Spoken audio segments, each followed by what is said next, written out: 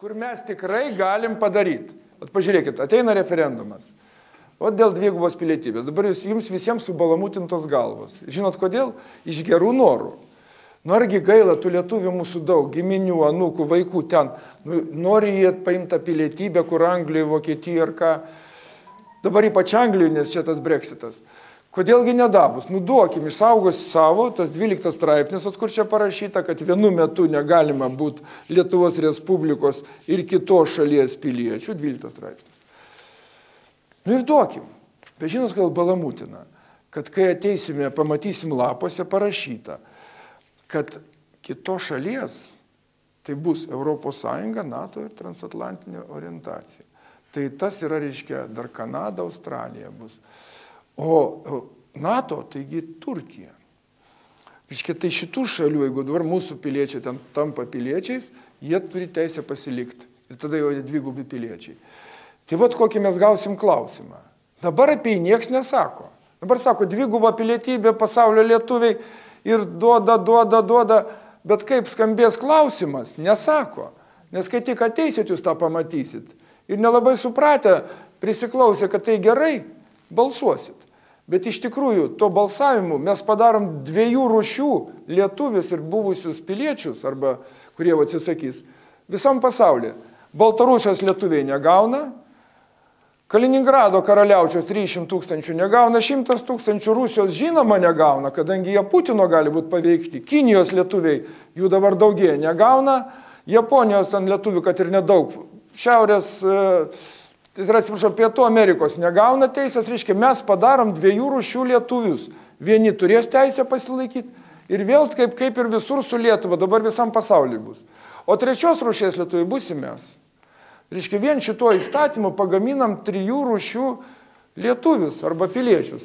Todėl vienintelė išeitis, kurią aš jums siūlau, bet aš jau čia siūlau visiems, ką yra užregistravęs Seimas. Ir va čia galima pasipriešinti, nes Seimas jau tą įstatymą registravęs. Pats Karbauskis ir dar 5 Seimo nariai. O jis yra lietuvio pasas. Kaip tas pasas gali atrodyti, tai čia mano komanda pagamino 9 egzempliorius.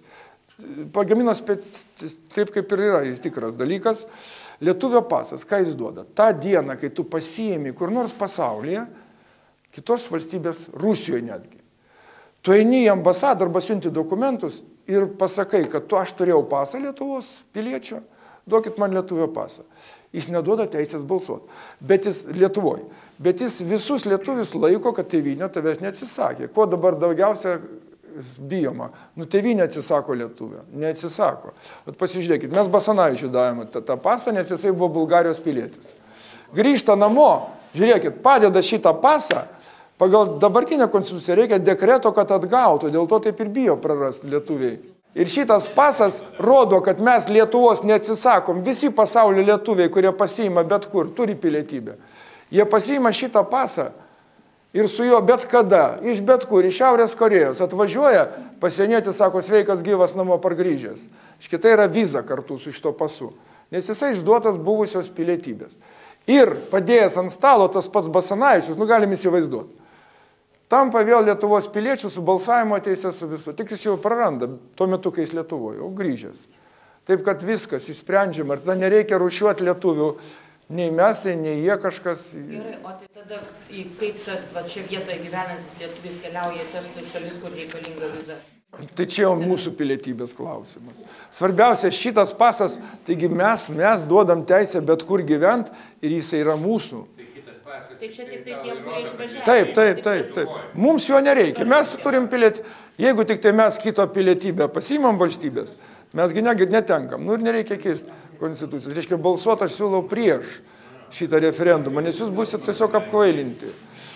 O dabar suokia iš gerų norų ir priedo dar iš apgavystės tam tikros. Tai vėl interesai. Nu gal ir interesai, bet čia ir kvailumas tam tikras, nes viens prieš kitą nori atrodyti geresni.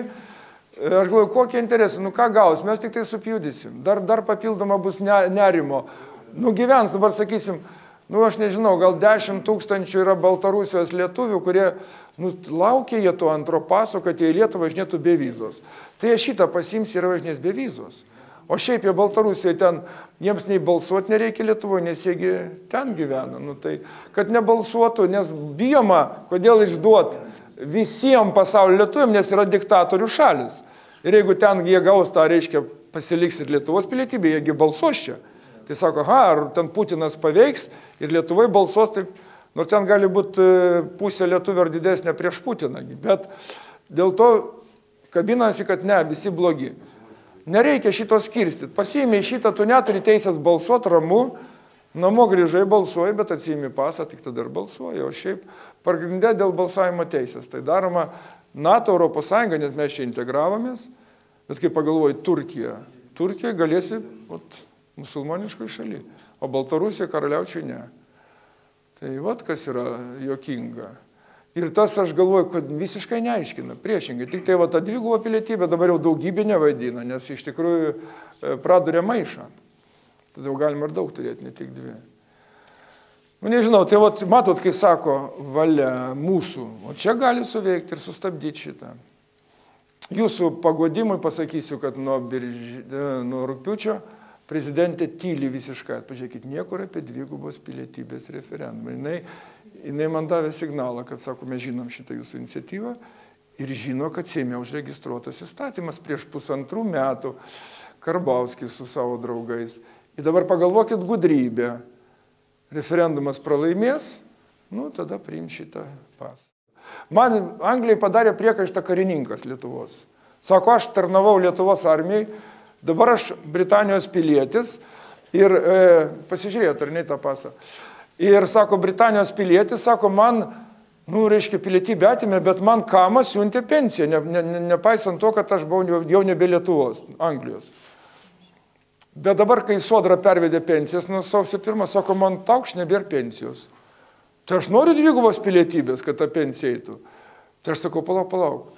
Tai yra Amerikos kariuomenės, kur gauna visam pasauliu pilietybės. Gynybos ministerija siunčia pensijas visiems buvusiems kariams. Rusijos netgi siunčia į Lietuvą irgi. Tai kodėl mes tada galim padaryti išimtį, nes 200-300 išeina į demisiją karininkų. Galim padaryti šitą išimtį, nes čia gynybos ministerija, krašto apsauga. Čia tokia išimtis nedidelė būtų. Tai jau geriau jam padaryti išimtį kariuomeniai, kad netgi praradęs pilietybę gauna pensiją kur nors. Bet nedaryti šitos, atleiskit košės. Aš sakau, aš ne prieš dvigubą, aš prieš chaosą, vyrai, moteris. Ir sakau, pagalvokit, tai kodėl jūs taip egoistiškai elgitės? Gi Latino Amerikos lietuviai negaus šitos teisės. Karaliaučiaus lietuviai negaus, o jūs sakot, duokit, mums duokit. Tai tada, jeigu visi lietuviai lygus, tai supraskim visus. Solidarumą, jeigu taip norit, bet tai reiškia egoistiškai. O tai ir visa mūsų logika.